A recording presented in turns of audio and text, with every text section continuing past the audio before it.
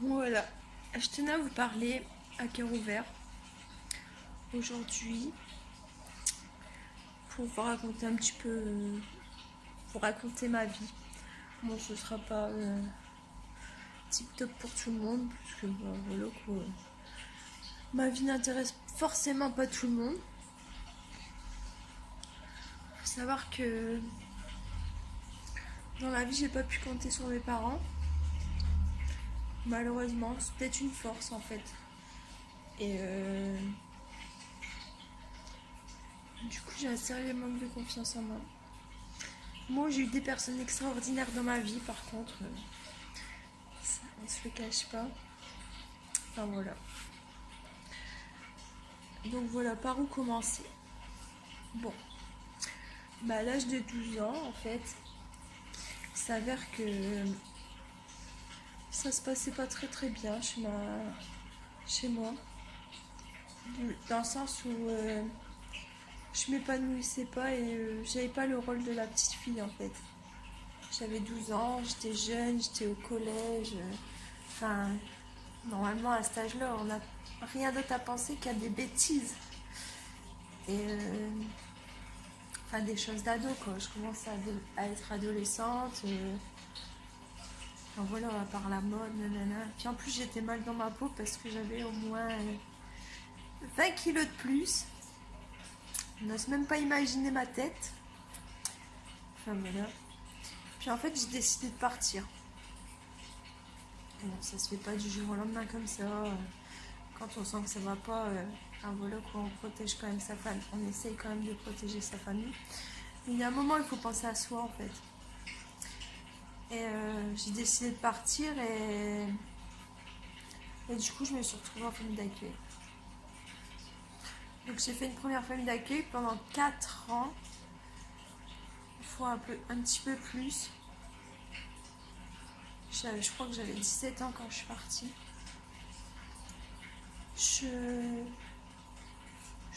Du coup, bah, je suis allée dans cette famille d'accueil-là, tout s'est bien passé.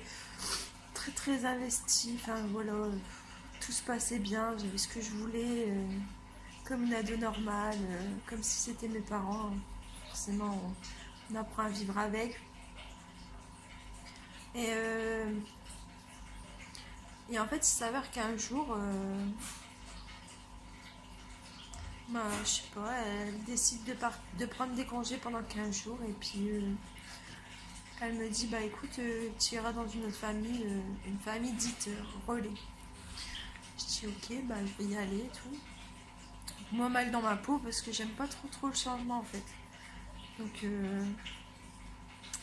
je me dis, enfin voilà, tant pis c'est comme ça, bah j'y vais. Puis en fait quand je suis arrivée dans cette famille, d'ailleurs je suis toujours en contact avec cette famille,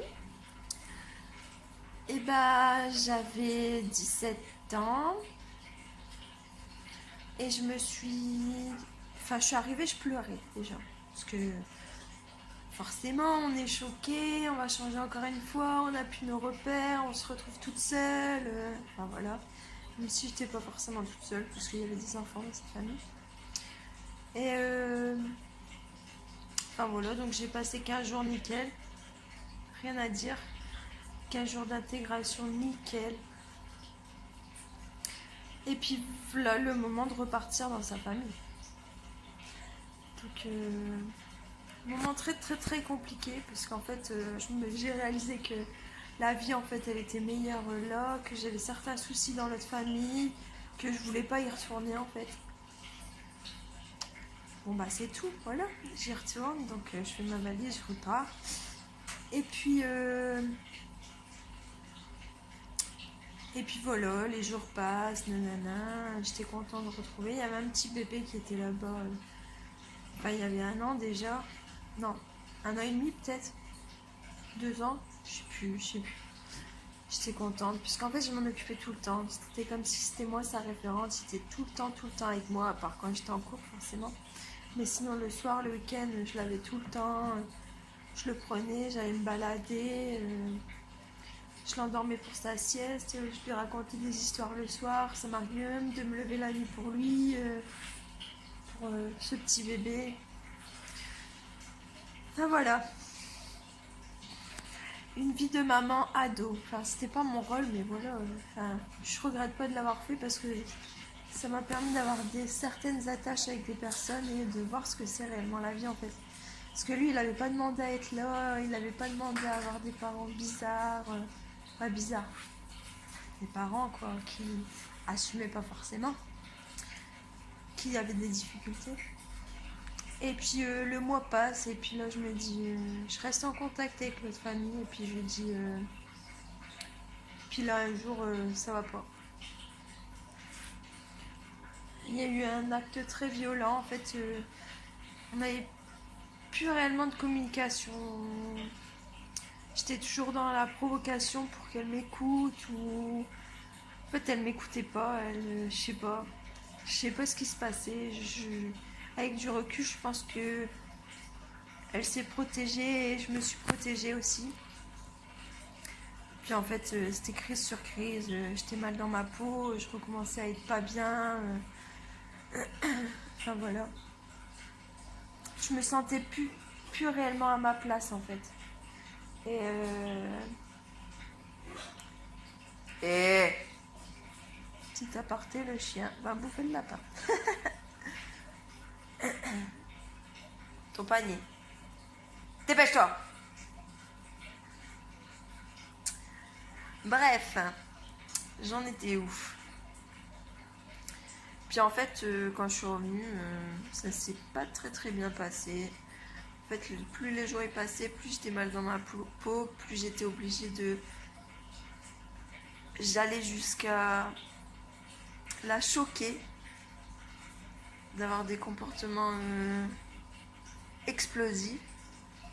Genre, je sais pas moi, pour un exemple particulier qui va sûrement me porter préjudice, j'aurai des jugements. En fait, elle m'écoutait pas, c'était embrouille sur embrouille, et puis elle renchérissait au-dessus.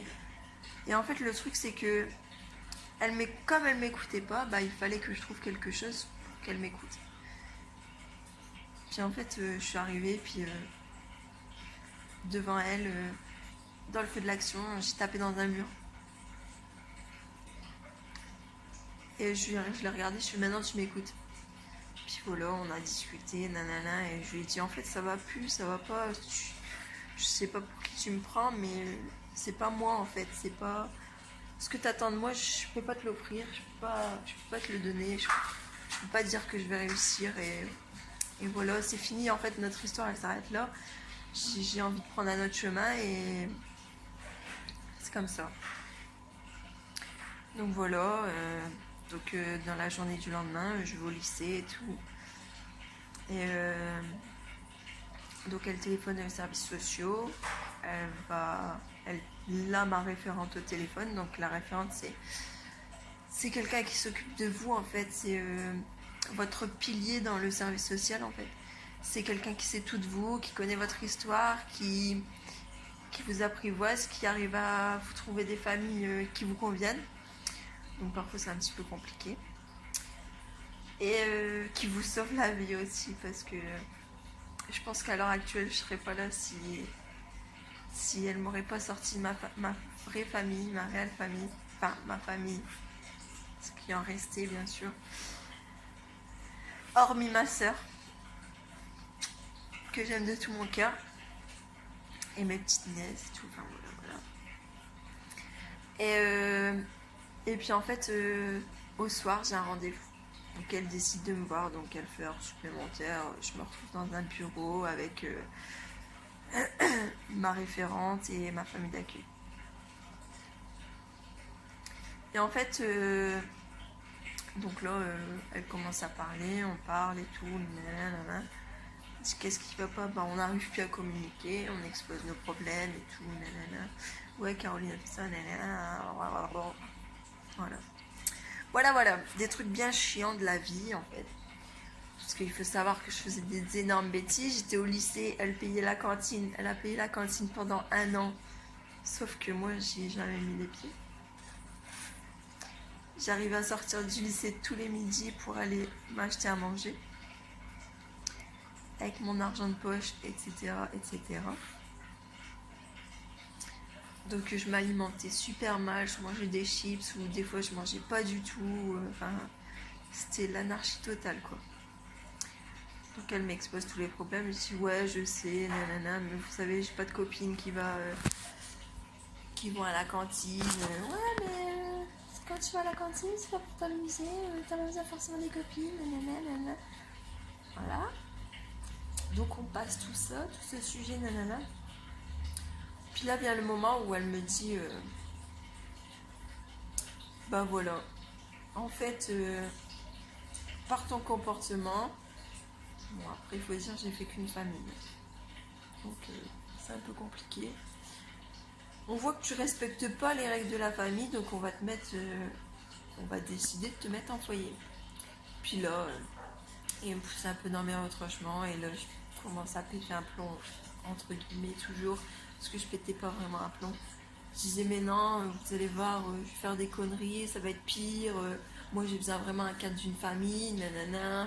Je fais si ça va pas là, c'est parce qu'on a fait notre temps, que notre histoire elle est terminée, que mon chemin il doit se séparer, que c'est comme ça, et puis que c'est la vie qui veut ça, parce que j'ai fait ma crise d'ado. Il faut savoir que quand on fait sa crise d'ado, qu'on n'est pas dans sa famille, et qu'on en fait voir de toutes les couleurs à quelqu'un qui n'est pas de votre famille, mais qui vous considère entre guillemets comme votre fille, c'est un peu compliqué après la relation qu'on a, parce que la personne n'a pas forcément d'amour comme si on était leur enfant, mais nous on n'a pas cet amour comme si c'était nos parents, donc on veut pas forcément chercher la solution. Et puis là je me dis ouais non, je vais aller dans cette famille que j'ai été il y a 15 jours, que j'ai été pendant 15 jours, je vais aller dans cette famille parce que là-bas je me sentais bien et tout, puis que je crois que au fond de moi cette décision là m'appartenait un petit peu. Si j'avais le choix, je voulais choisir, et donc j'ai choisi d'aller là-bas. Donc du jour au lendemain en fait ça s'est fait comme ça. Je suis partie, mais ça m'a fait un gros pincement au cœur de quitter le petit bébé qui était mon repère, et j'étais son repère sûrement. Parce que même des années après, apparemment il y avait encore une photo de moi et il disait ouais ça c'est Caroline, c'est mon amoureuse Caroline. C'est bizarre parce que en fait un jour je me suis retrouvée devant lui et il me reconnaissait pas et il me disait bah mon amoureuse c'est Caroline. En fait je parlais de moi, mais comme il m'avait pas vu évoluer, il savait pas que c'était moi. Ça fait chaud au cœur, ça fait froid au cœur, et puis là tu te dis en fait parle-lui pas. Dis pas que c'est toi en fait. Parce que lui il a une image tellement positive de toi, et de lui révéler la vérité, ce serait le décevoir en fait. Ce serait le décevoir. Donc en fait j'ai voulu le protéger, je lui ai rien dit. Et j'ai gardé ce petit secret pour moi. Je me suis dit il y a de l'admiration même s'il ne me connaît pas réellement. Il m'a connu 2 ans, mais après j'ai évolué, donc il ne sait pas qui je suis, il ne sait pas forcément qui je suis, mais il y a quand même de l'admiration envers moi. Pardon. Et ça c'est un passage où ça fait chaud au cœur, ça m'émeut un petit peu ce truc là. Puis du coup revenons. Et en fait donc je me suis retrouvée dans cette famille, tout s'est bien passé et tout. Jusqu'au jour où là, à mes 19 ans, tout s'est bien passé, on s'entendait super bien, c'était comme si c'était ma famille. Je pense que cette famille-là,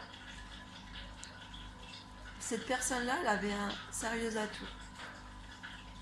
Elle arrivait à me comprendre, à se mettre à ma place et à avoir un peu de compassion, chose que je n'aimais pas du tout. Et en fait, je lui répétais tout le temps, mais en fait, tu t'en fais trop pour moi, tu t'en fais trop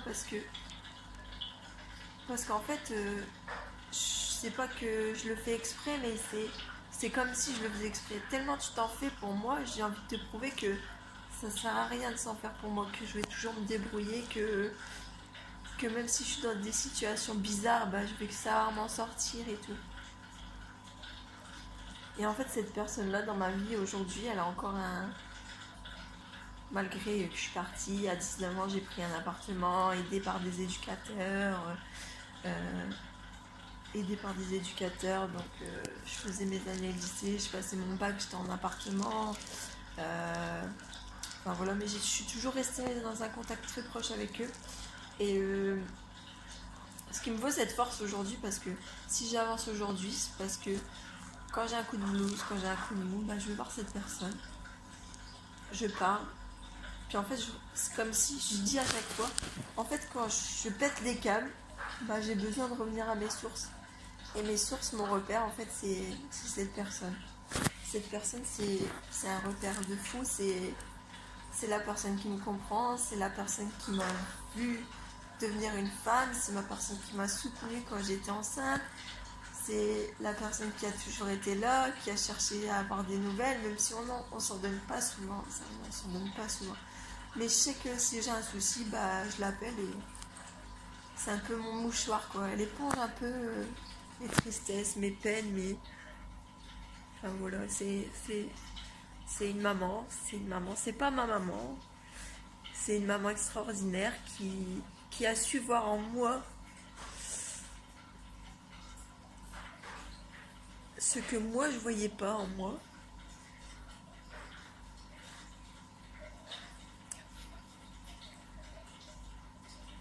Et qui sait me remonter le moral en fait.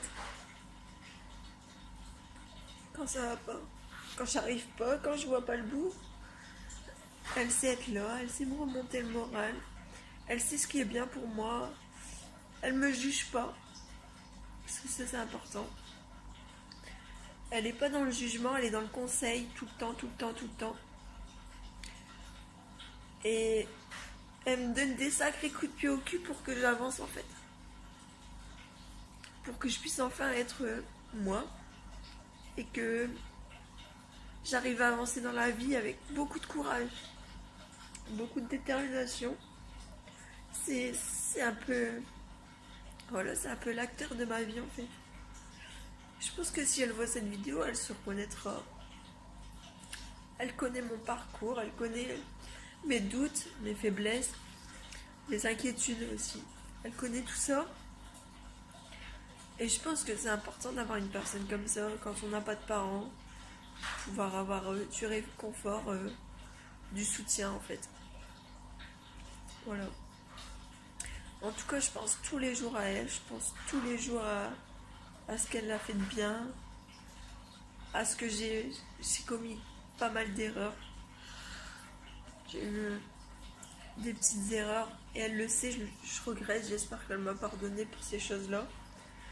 Et en tout cas, je voulais juste faire cette vidéo au final pour la remercier, pour lui dire que je l'aimais vraiment comme si c'était ma maman, qu'elle a eu tellement d'attention, tellement d'inquiétude pour moi que j'ai envie de réussir, pas seulement pour moi, mais aussi pour comme une maman est fière de son enfant en fait. Comme enfin voilà.